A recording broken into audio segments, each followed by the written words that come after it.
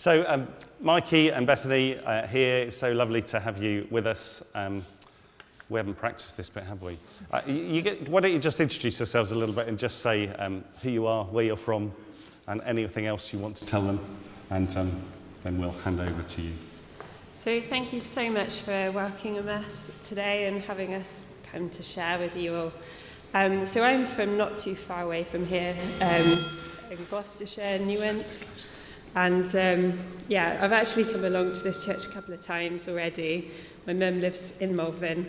I'm from a non-Christian family and very thankful to have got saved and come to know Jesus for myself many years ago now. And over the last few years we've been serving in West Africa, and you're going to hear a bit more about what we've been up to in Liberia there.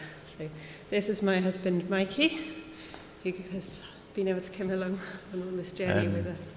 Yeah, thank you. Thanks so much for having us. So I'm Mikey. I'm originally from England, but I actually spent most of my childhood in a country called Senegal, which is West Africa as well. So that's mostly where I call home, but we live in Wales, but most of the time in the last few years we've actually been serving in Liberia and West Africa.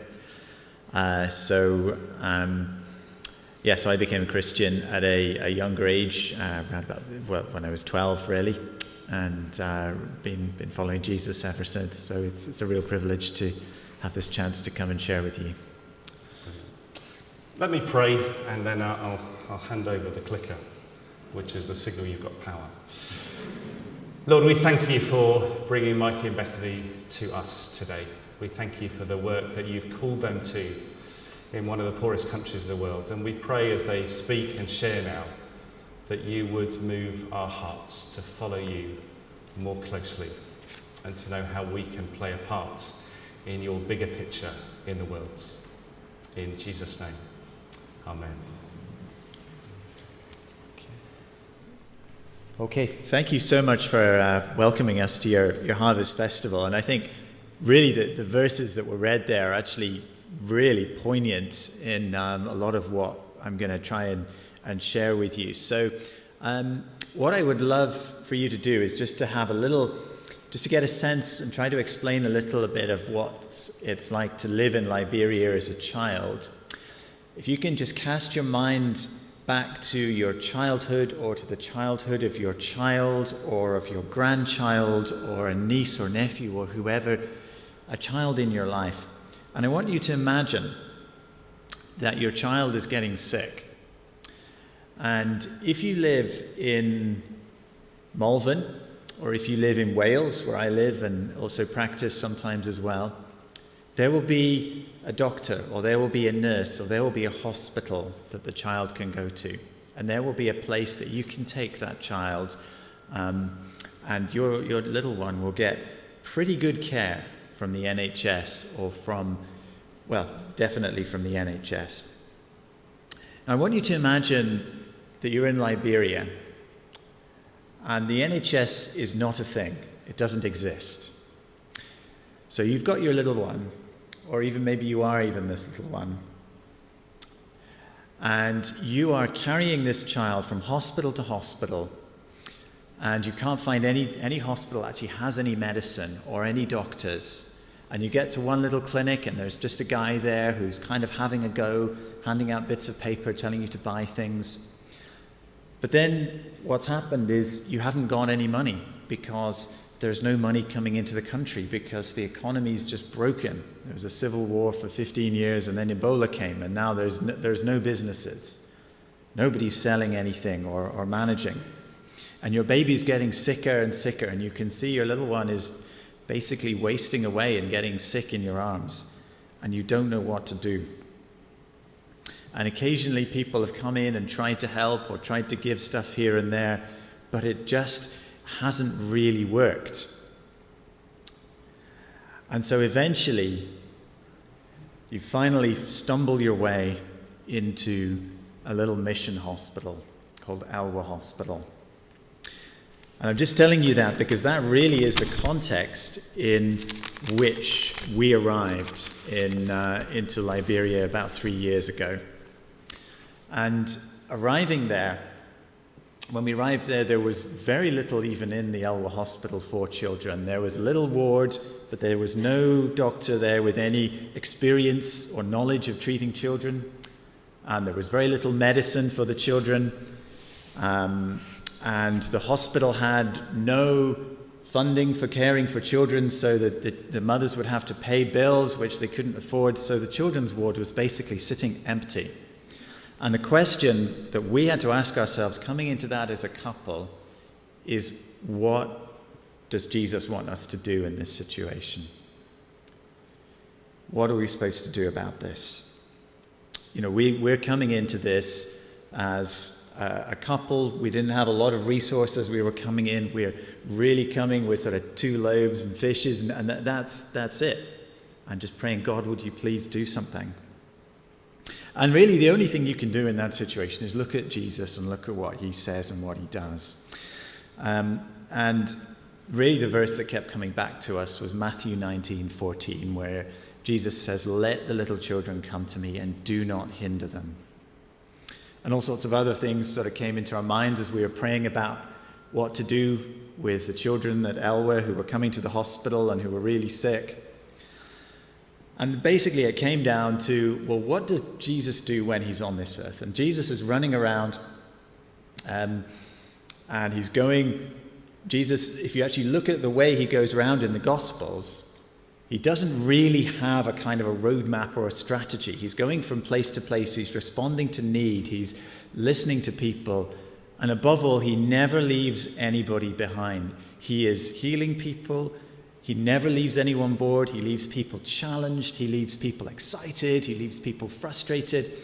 And really our sense was, well, Jesus would not just leave this situation. Jesus would do something. And ultimately it comes back to, well, what has Jesus done for us? And that's where everything starts, is knowing that Jesus has died for me, that he's given everything for me, and he's given everything for Bethany. He's given his life for us. And that really is the motivation that started the whole of the Elwa Children's ministry back in 2019. It's a sense of, we are going to show love to these children because Jesus has loved us. And that's where everything has to begin. So really the question we had was, how do we get a program going where these little ones, like this little guy here, this mum earns less than $1 a day to survive. How do we get healthcare to these little children who need it the most? And how do we show them Jesus? And really, there was a strong sense in our minds that really what we needed to do was basically stand in the gap and pray for these children. And there's a quote by an evangelist, a guy called D.L. Moody. It's a very interesting story. So D.L. Moody goes out to one of his conventions, and he's doing these big, he preached in these big places, and he comes home to his wife, and he says to his wife, "Oh, it was a good evening. 4.5 people became Christians." And his wife said, "What's with the half a person? What's that?" And he said, "Well, there were some children and some adults." Oh, I see. So 4 adults and 1 child. And he says, No. 1 adult became a Christian and 4 children. Those 4 children who became a Christian have their whole lives to serve Jesus ahead of them. And it's a really weird way of looking at it, but for some reason that just stuck in my mind of like, actually, God does have a plan for these children who are turning up at the hospital in great, great need. And we want them to, we want to just join in with that plan and be a part of it. And that's a privilege. So really a lot of time, the first few months of there, we really just spent a lot of time praying and seeking God and saying, well, God, what would you have us do? And then we had this amazing moment of provision, really, where we had a group of people in Swansea agree to donate some money to buy a load of medicine for children and to fund some of the costs of the staff. And we got to a point where we were able to basically launch this whole program. 29th of April 2019. It was a bit like, if you know anything about sort of European history, there's a day when the Berlin Wall comes down and it changes everything. And it was a bit like that in the hospital. Suddenly we said, right, we are now going to be offering this program to children where the care is going to be pretty much free, and we're going to be looking for the poorest children in Liberia, and we're going to be bringing them into the hospital when they're sick. And pretty much within a week of doing that, the hospital was just flooded with children, which is amazing. I mean, I think that's wonderful. And some people, oh, we're going to be flooded. I say, that's great. God is bringing us children to care for. And it's a privilege to care for these sick children. And very, very rapidly, we had a lot of these very sick children coming, some of them with very severe malaria, some of them with pneumonias, some children with meningitis, a lot of very, very sick newborns. Huge numbers of children were coming. And very quickly what we realized was that we didn't want the children to come only when they were extremely sick. We needed to have some way of them coming in a little bit sooner, and some kind of outpatient feeding program for them. So really, this is where Bethany came in July of 2019.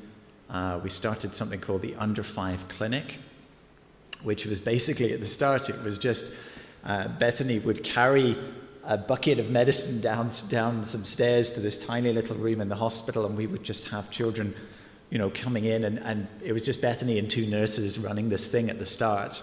And we didn't really know what was going to happen. And now, it's basically that little clinic has grown to a point where they're seeing about 1,200 children a month through there. And it's really just been something that God has poured out his blessing on. And round about that time, we realized a lot of the children coming did not just need medical care, but also feeding. And I think it's really interesting that we've turned up on your Harvest Festival to talk about feeding children. That wasn't planned. That was just something that, it just kind of happened. But there were a lot of children coming looking like this little guy, really, really malnourished, coming to the hospital. So once again, we got to a point where we realized we needed to pray. And we really felt from the Lord that it was time to start a malnutrition program. So the way we started is there's a special nutritional feed called Plumpy nuts that I'm going to share a bit more about later. But at the start, we tried to start a nutrition program. We didn't really have any, and we just had a sense of, well, God wants us to start this thing, and we know He's going to start providing. So we basically would just stand there and pray, and amazing things would happen. So I think it's interesting. This is just I think a proof of the way God speaks. Is that the verse you read, Matthew 18, 1-5. I actually had that written down here. I was actually going to read it. So you've already read it, so I don't need to read it again. I think it's amazing how God works. But that became a very important text for us, really. And then also the warning at the end in Matthew 18, 5-6, where it says, if anyone causes any of these little ones to stumble, be better for them to have a millstone tied to their neck. And that's a strong word. But what that struck me was actually what we do with these children really matters to God. And you can see that later in Matthew 18 and verse 10. Basically, Jesus then goes on to say, do not despise these little ones. So do not look down on them. These little ones that are not big in the minds of maybe politicians or the important people in the country, or they're not even viewed as a priority by some people. Jesus says, well, do not despise them. The kingdom of heaven belongs to such as these.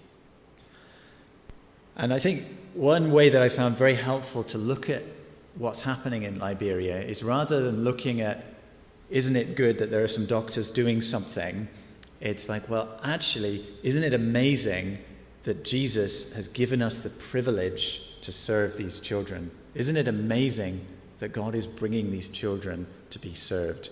And that's always where this has got to be starting. And you'll hear a lot in some areas about, people will say things about, we need to do things in a strategic way, and we need to think about strategies, and there's a place for that. But actually, what Jesus calls us to is a lot more straightforward, I think. He calls us to love those who are on the margins. And there's really nothing in worldly terms, there's nothing very strategic about looking after these children. But in God's kingdom, this is the most important thing that I've ever been involved in, is caring for these little ones. It's the number one thing.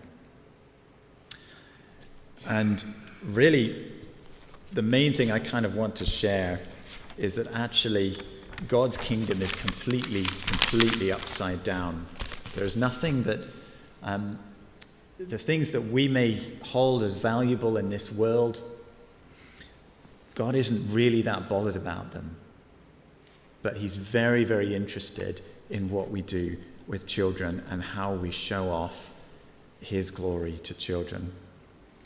And there's another verse that really struck me very, very strongly, and that's, even as you follow that Matthew 18 through, there's a verse about, do not despise these children, for their angels always see their Father in heaven. And it's like, wow, God is saying, well, these are really important to me, and I'm going to be checking in. You can imagine the conversation going on. So how's that little one doing? Have you managed to get that child to Elwa yet to get some help? No, well, you better get on it. You can imagine that sort of conversation going on in heaven, where God is kind of commanding people to look after these children. And I'm going to share one or two stories a little bit later about that, but I wanted just to share, just to explain, whoops, I'm going the wrong way, sorry. Just to explain how these nutrition programs work, really. So, what is Plumpy Nut? So, basically, Plumpy Nut, this is, you'll see this on things like on these kind of UNICEF adverts and what have you on TV. You may have encountered this. But this is probably the most medically strong intervention that I can actually kind of think of in this situation. So, a lot of children will come very, very malnourished to the hospital, and they'll be very, like in Liberian English, they'll say the child body getting dry, they're looking dry, they cannot eat good, which basically means the child is getting very malnourished and not able to eat. And this Plumpy Nut food basically has a lot of calories. It's very, very good at actually providing the proteins and repair tissues that these children need. And when we started, I think I mentioned, we didn't really have any Plumpy Nuts. So Bethany and I, we'd have the big feeding morning would be on the Wednesday, and Tuesday night, Bethany and I would look at how much Plumpy Nut we had. We would never have enough. And we would look at the number of children that were coming, and there would always be a mismatch. And so we would pray. Tuesday night would be pray for Plumpy Nut night. That was just what it was.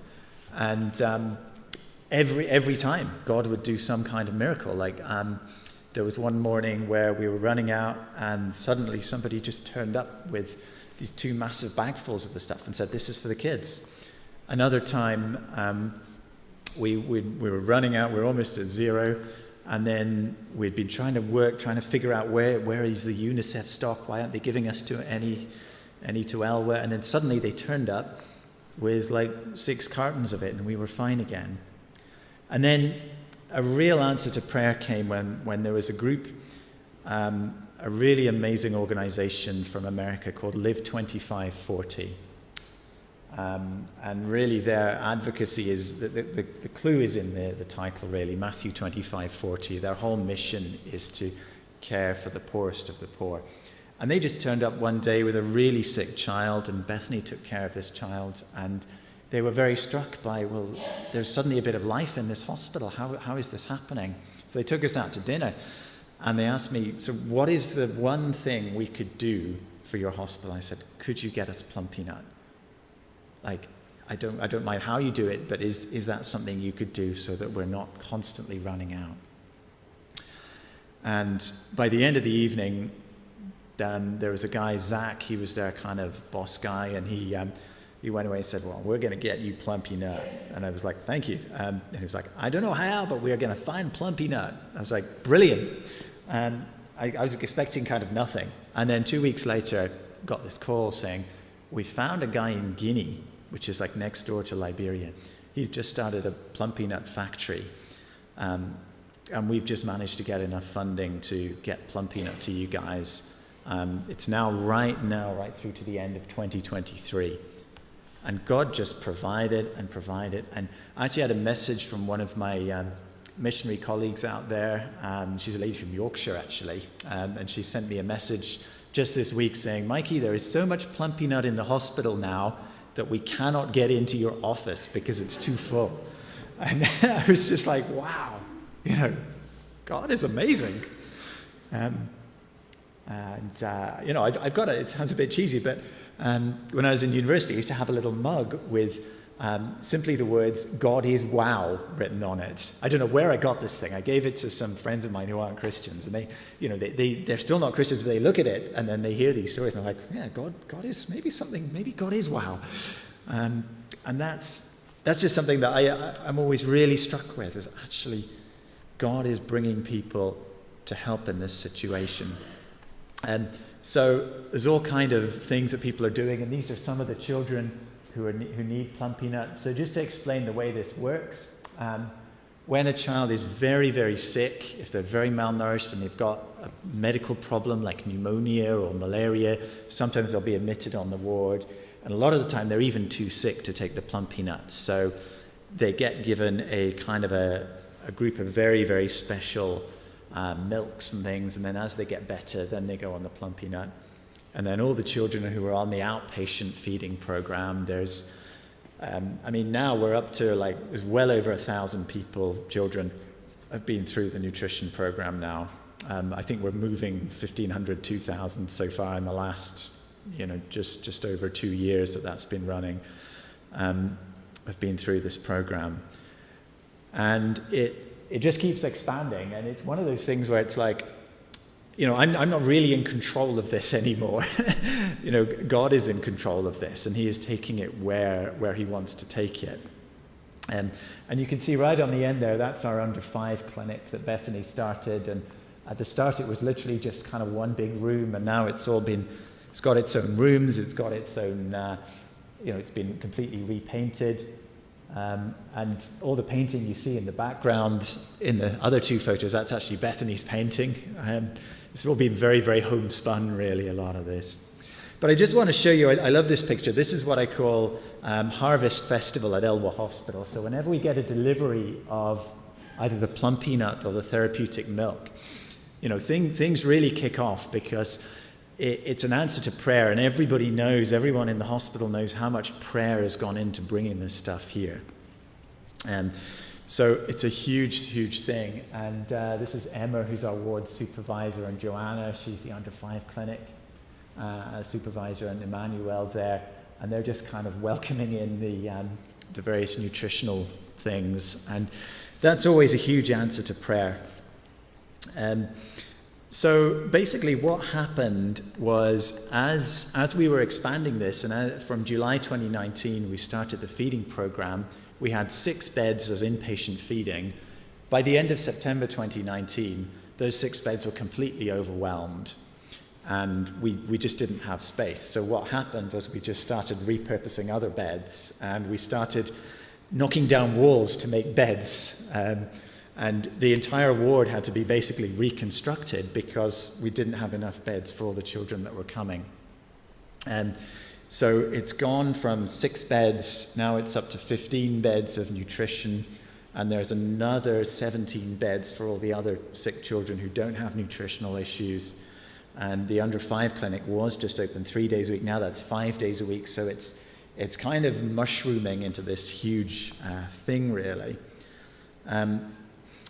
The other thing that's recently started a couple of months ago is a newborn care area. So what we realized was a lot of women are giving birth out in the communities. They're not able to get into hospitals, so a lot of babies are getting very sick after birth. And oftentimes there's nowhere for them to go, so they will all turn up at the hospital as well. So we've recently restarted a newborn care area, just 6 beds of that.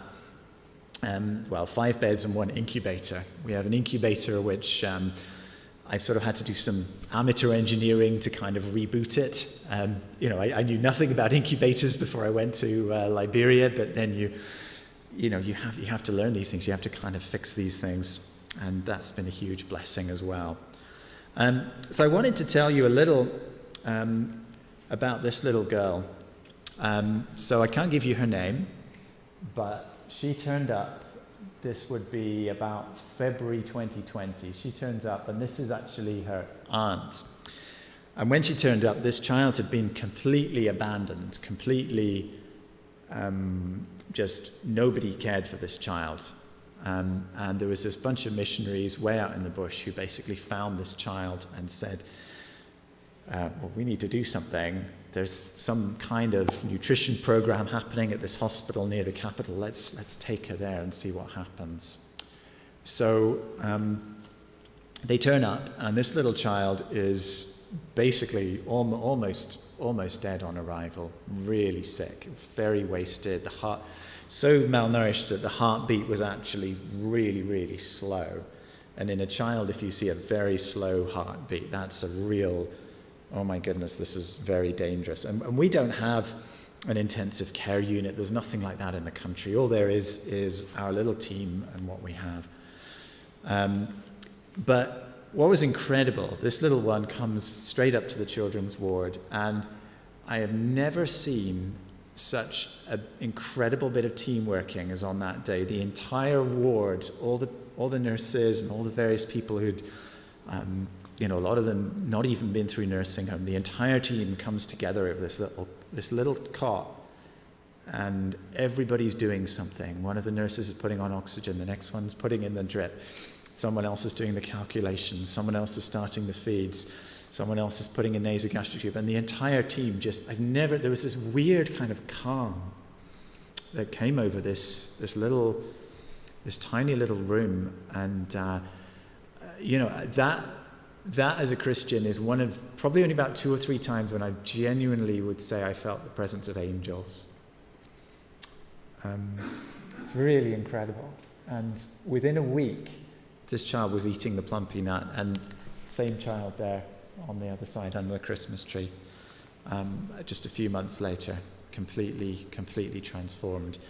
But what was incredible, as they left, as they stayed with us, more of the story came to light, and we realized the family were believing this myth, basically, that the child had a dragon inside of her, and that the dragon had to be starved, so that's why the child was not being fed.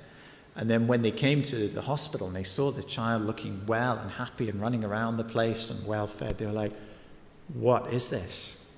And we said, "Well, they've come to the hospital." No, but something has happened. And they left saying, "Well, Jesus is much more powerful than the dragon.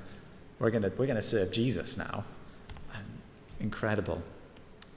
And really, that's what it is. It's not, people say a lot of things about missions and overseas stuff and aid work, and it's not about the people that go and do it. It's got to be. It is about Jesus. If Jesus is not in the front and center, then it's just not gonna happen. And it is very, very, everything is about Jesus. The patients, as they come in, the mums, the children, they all get a lot of prayer. Yeah, we have the Plumpy nut. Yes, we have the medical treatments. Those are great things. But they all come and they have an experience of Jesus, and that's just incredible. So I want to highlight, what has been really one of the distinctives of the Elwa Children's Program, and what I hope will continue to grow really, is this sense of actually the staff and the people that we invest in. And by investment, I mean time and energy and training. And really, the way missions is going, and I think it's a good thing, I think it's a really positive thing that this is happening, is a lot of the way things are going in Africa is increasingly a lot of Africans who love Jesus are sensing a calling themselves to do missions in their communities. And I think that's tremendous. I think that's amazing. And don't get me wrong, a lot of amazing missions have happened from Britain and America and Europe into Africa. That's wonderful. But what's really happened in the last 20, 30 years is a lot of African believers have taken on missions themselves and are really wanting to see Jesus' love shown in their communities. And so these are really, I'd introduce these people as some of our nurse missionaries, really. And the lady in the green there on the right on the far left is her name's Joanna. She's kind of Bethany's like bestie in the hospital, and she's actually managing the under 5 clinic now, and she's a real woman of God. We've been to her church and we've seen how she lives, and everything is just very humble. Another lady who's not in the picture, the pediatric ward supervisor, a lady called Emma. And she's an incredible woman. And the reason she's the supervisor is there was one time when we just started the nutrition program, she realized she got a call from some distant relative who was out in the bush. I think it was her aunt's niece or something. I never quite get my head around all the distant relatives. Basically saying that there was a sick baby right out in the bush and they needed help. So Emma starts going there. She takes a day or two off work. She gets in a bus and starts going there. Gets to one point, realizes she can't. There's no road into the bush. So without any food that she's taken with her and without any real proper shoes, because she didn't think she was going to need them, gets off the bus, walks for 24 hours right into the bush, just keeps going right through, picks up this little starving 3-month-old baby, walks another 24 hours back and comes running into the hospital the next day. And I remember doing my ward round that morning when she was there, and I saw her, and I almost didn't recognize her. Like, Emma, what's happened to you? And her feet were swollen and cut and blistered, and I was like, where have you been? What has happened? She said, well, there was a baby in the bush, and I had to get the baby. And I said, well, okay, how did you get the baby? Well, I had to walk. But did you want to go home and get some shoes? No, it was an emergency. I had to walk. So she'd walked for 24 hours one way, 24 hours back, not even considering the fact that for herself she might find herself in pain or be wounded or injured. Didn't even cross her mind. She just heard that there's a sick baby. I need to show the love of Jesus to her. I'm going to go and do it. And I have never, I rarely have ever seen that level of commitment from anyone. And so really, as soon as we saw that, and I saw some other amazing things that God was doing in her life, and pretty much straight away it was like, yeah, this person's going to be the leading the nurses on this ward. She can do this. And really, our role increasingly, yes, we're doctors and we're working there and we're doing a lot of the care, but our role increasingly is to encourage and get behind a lot of the local staff. So that's probably one of the big things that we've really pushed. And I want to share something else that we've been involved in as well, and this is super, super important. This is there's a training course which basically teaches you how to look after sick children with very limited resources. It's called ETAT, Emergency Treatment Assessment and Emergency Triage Assessment and Treatment. And it started by the World Health Organization, but we decided we're going to start running these in the hospital. But what we realized as we were starting the planning was this is all very good. There's some medical stuff in here, but actually people need to understand why we're doing this. So that's why the whole of the course for Liberia, we kind of rewrote the first couple of days, especially with a focus on the Bible. So the first hour is basically, what does the Bible say about children, and why do we care for sick children? And that's the first kind of hour, and it's a huge course now. We've had over 200 people trained through it. We're going to be doing at least another 50 in next month coming through that course. And when the staff come from that, they're able to look after sick children really well. But they've also heard a very, very clear gospel presentation as well. So, and in Liberia, we have this gift in that it's very it's very easy to have those conversations. People want to talk about God. Everybody believes in something. So it's very, very natural to have a teaching session which will open with prayer. In fact, it's quite unusual for that not to happen. So there's a huge open door for people to hear about Jesus and to understand, well, why does Jesus love children? That's a huge open gospel door. So pray for that. I mean, I want to share some things that'd be great to pray for. I mean, we have the next ETAP course is happening next month, and we're hoping for 45 to 50 people coming through. We've actually got a lot of Liberian staff working there as trainers on that course now. So do pray for that. And also, really, what's happened in the last three years is a very rapid expansion, going from just maybe 10 to 12 beds up to 32, a nutrition program, a newborn care program, a under 5 clinic. So the next year or so in the hospital is going to need to be a bit of a consolidation time, really, while we basically make sure that all the staff are a good standard and that we're doing as well as we can for the children. So we really need to pray that that is done well. And it's a heavy load. I mean, these are very sick children coming in. So it does happen. Sometimes we'll have a week where a child will die every single day because they are turning up so sick in the hospital. That does happen. That's a lot for our staff to carry. You have to remember, a lot of the nurses there will have only just come out of nursing school, or they may not have even been to nursing school. So there's a lot for them to carry. So do pray for that, really. And I think I wanted to share really the kind of what I see as kind of the next stage of where this is going, and just to explain a little bit. There's a little slightly belated map, maybe showing you where Liberia is, and probably isn't that helpful because you can't see the rest of Africa, but this is West Africa here, and Sierra Leone is there, and Liberia is there, and that's kind of on the sort of sticking out west bit of Africa there.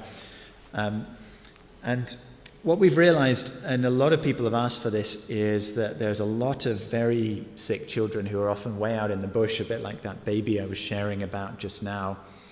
And those children find it very hard. The parents often will not get them. So Monrovia is the capital. That's where our hospital is, just outside Monrovia. And right in the bush, there's all these sick children who often won't get there. So there's a group of Liberian churches up in a place called Banga, which you can see there. It's kind of pronounced similar to Bangor, but it's obviously a slightly different vibe. It's not by the sea for a start. So Banga is a very, very poor community. There's not really much of a hospital there at all. And there's a kind of a group of us who are prayerfully working through a plan to start something called the Jesus Loves Me Children's Hospital, which is just an amazing name for a hospital.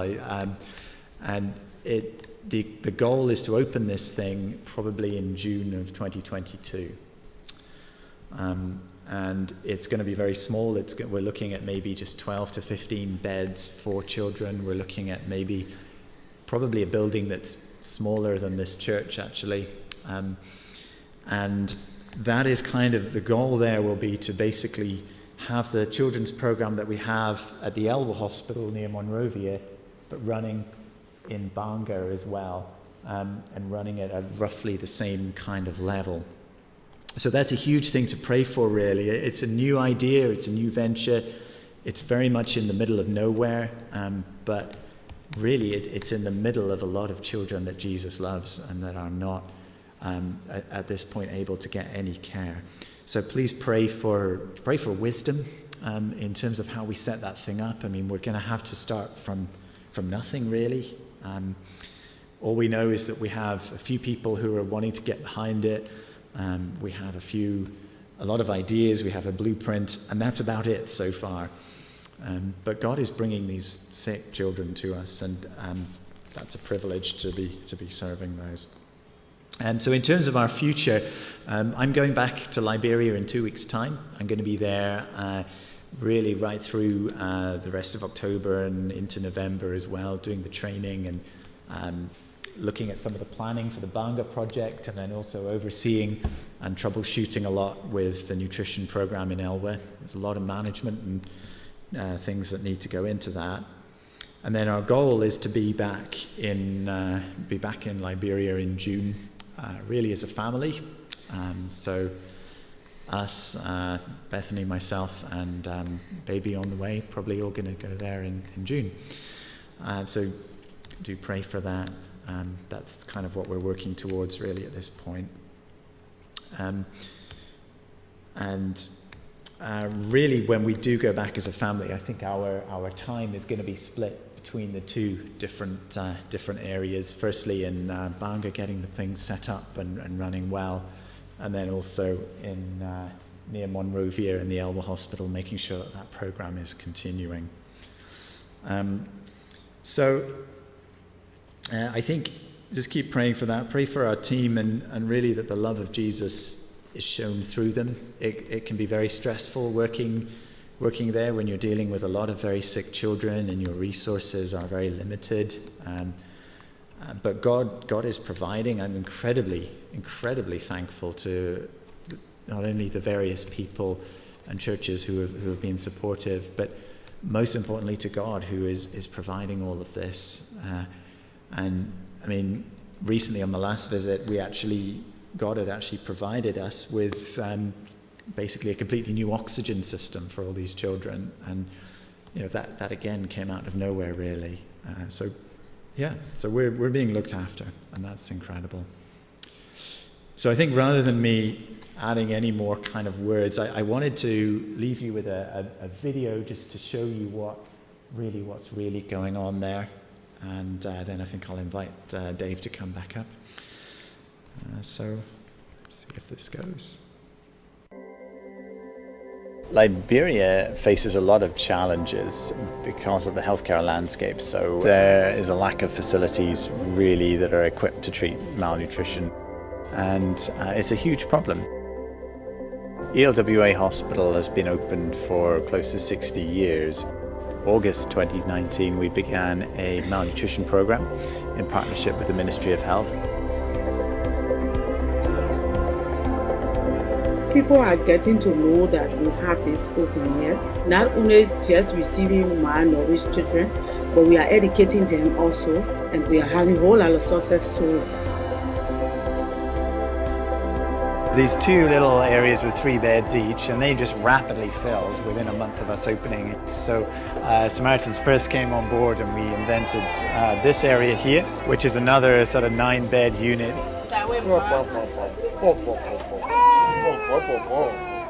She's still in the milk? We give our babies milk and the Plumpy milk, so we feed them hourly. Some 2 hours, some 3 hours. We recently had the Ministry of Health visit us, and they actually said that we were the best nutrition program that was functioning in Liberia. We very much believe in investing in our local staff and local materials. It is led from the grassroots, it's led from the people who need it. C1, C2, 3, and we've got C4. Now we just created C4. So IPF can go inside, we discharged private 1A, can't they? So they can go inside 1A. We have more patients coming. We have no cases. The medication cannot meet up with the amount of patients. This is one of the challenges that we are having within the program. The reason that we've had success is we've had strong partners. We've had people who have given us Plumpy nuts, such as Live 2540. We've had Samaritan's Purse help us with medication. We've had Swansea come in and help with the trainings and help with some of the staffing costs. The funding goes straight to buying medicine. It goes straight to buying supplies that we need. We've been able to save the lives of many, many hundreds and possibly now thousands of children through this program. This little guy has gained half a kilo in the last 4 days, which is very impressive. You don't see that very often. Boom! This is great. Well, I think we are working towards it, but his body's still dry, so we take our own time, yeah?